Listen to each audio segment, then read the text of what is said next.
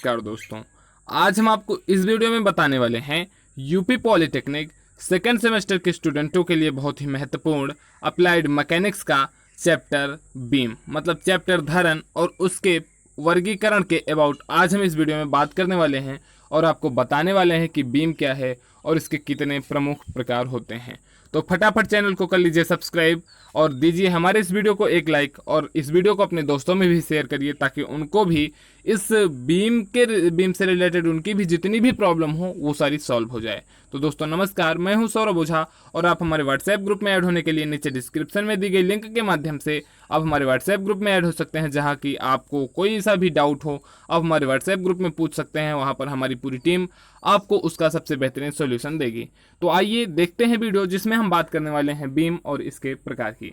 तो सबसे पहले हम समझेंगे और जानेंगे कि बीम क्या है।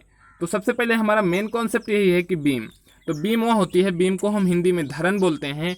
धरन एक प्रकार की वह क्षैतिज संरचना होती है, एक प्रकार का वह क्षैतिज सरल सदस्य होता है जिसकी जो अनुप्रस्थ काट होती है, मतलब इसकी जो ये अनुप्रस्थ काट होगी ये हर एक जगह समान होगी तथा यह एक से अधिक टेकों पर टिकी रह सकती है, वही आपकी धरन कहलाती है। मतलब धरन क्या है? धरन एक प्रकार की क्षैतिज संरचना है जिसकी अनुप्रस्थ काट एक समान होती है तथा जो कि एक या एक से अधिक टेकों पर आधारित रह सकता है या आलंबित रह सकता है। तो ये होता है आपका धरन का मेन डिफिनीशन। फिर धरन के यूज कहाँ होते हैं? धरन जो है भवनों के निर्माण में, मशीनों के निर्माण में प्रयोग किए जाते हैं। फिर भारी धरनों को सहारा देने के लिए उपयोग किया जाता है। धरन जो होता है वो भारी लोडों को, मतलब मान लीजिए आपके पास ये कोई धरन है तो अगर आप इस पर कोई भारी लोड टिका देंगे तो धरन जो है उसको सहारा दे सकती है, तो यही आपकी कहलाती है धरन।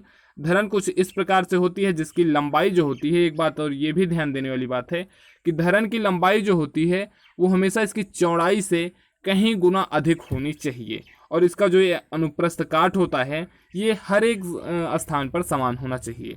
तो उसके बाद आता है टेक, मतलब धरन जो है वो, धरन तो हम समझ गए धरन का कॉन्सेप्ट, बट धरन के बाद आता है कि टेक क्या होता है? सपोर्ट, जिस पर कि धरन को हम सहारा देते हैं वही आपका कहलाता है टेक या आलंब, जिसे कि हम बोलते हैं किसी भी संरचना अथवा मशीन के सदस्य जैसे दीवार या स्तंभ जिस पर धरनों को टेक या सहारा दिया जाता है टेक कहलाता है। ठीक है, जैसे मान लीजिए आपको कोई ये बीम दे दी गई है और इस बीम को जिस पर ये आलंबित किया जाएगा, जिस पर इसे सहारा दिया जाएगा और इसके ऊपर जो लोड लगाया जाएगा उसी लोड को जिसके सहारे ये नीचे से सहन करेगी वही आपका कहलाता है टेक। तो टेकों के प्रकार कितने प्रकार, टेकों के आधार पर बीम कितने प्रकार की होती हैं? टेकों के आधार पर बीम 3 प्रकार की होती हैं, सरल या रोलर टेक, कब्जेदार या पिन टेक और आबद्ध टेक। यही 3 मेन प्रकार के आपके बीम होते हैं जो कि टेकों के आधार पर होते हैं आपके। ठीक है, मतलब ये टेक हैं, टेकों के प्रकार हैं सरल या रोलर टेक, कब्जेदार या पिन टेक और आबद्ध टेक। देखिए ये क्या होते हैं? सरल टेक क्या होता है, जिससे कि आपको फिगर में दिख रहा होगा कि सरल टेक जो कि बिल्कुल सिंपली ही किसी भी बीम को सपोर्ट दे दें। ये कोई बीम है और इस पर कोई लोड W1 W2 लगा है, तो ये जो बीम है इस पर जो टेक लगी है A और B, ये बिल्कुल मतलब सिंपली लगा दिया गया है, इसीलिए इसे सरल टेक कहा जाता है या इसे रोलर टेक। देखिए रोलर टेक क्या होता है? जो कि रोलर कर सके, मतलब वो आगे पीछे रोटेट किया जा सके, जिसमें कि जो नीचे का टेक होता है वो पहिए नुमा हो, वही आपका कहलाता है रोलर टेक। अब देखिए सरल टेक की प्रतिक्रियाएं क्या होती हैं? सरल टेक की प्रतिक्रियाएं कुछ इस प्रकार से होती हैं जैसा कि आपको फिगर में दिख रहा होगा। देखिए सरल टेक तो आपको ये रहा आपका सरल टेक, और सरल टेक पर जो प्रतिक्रियाएं होती हैं वो बिल्कुल आपका ऊर्ध्वाधर ऊपर की ओर ही लगती हैं, और जो रोलर टेक होता है, रोलर टेक पर आपकी प्रतिक्रियाएं वो भी ऊपर लग सकती हैं और वो जिस कंडीशन में होता है उस कंडीशन में भी उसकी प्रतिक्रियाएं काम कर सकती हैं। तो ये कॉन्सेप्ट हुआ सरल और रोलर टेक का। फिर उसके बाद आपका आता है कब्जेदार या पिन टेक। ठीक है, कब्जेदार क्या होता है? जो कि कब्जे के नुमा पकड़ा हुआ हो। और पिन क्या होता है? पिन टेक वह टेक होता है जिसके सहारे से जो बीम हो वो ऊपर और नीचे आ जा सके, वही आपका कहलाता है बीम टेक, मतलब बीम टेक नहीं, माफ कीजिएगा, पिन टेक कहलाएगा। और कब्जेदार क्या कहलाता है? कब्जेदार कहलाता है जो कब्जे नुमा पकड़ा हुआ हो। तो ये है आपका कब्जेदार या पिन टेक। ठीक है, जिसमें कि आप पिन के नुमा फंसा दें और जो बीम हो वो ऊपर और नीचे आ जा सके, वही आपकी कहलाती है पिन टेक। पिन टेक पर प्रतिक्रियाएं जो होती हैं वो क्षैतिज और ऊर्ध्वाधर दोनों दिशाओं में कार्य करती हैं।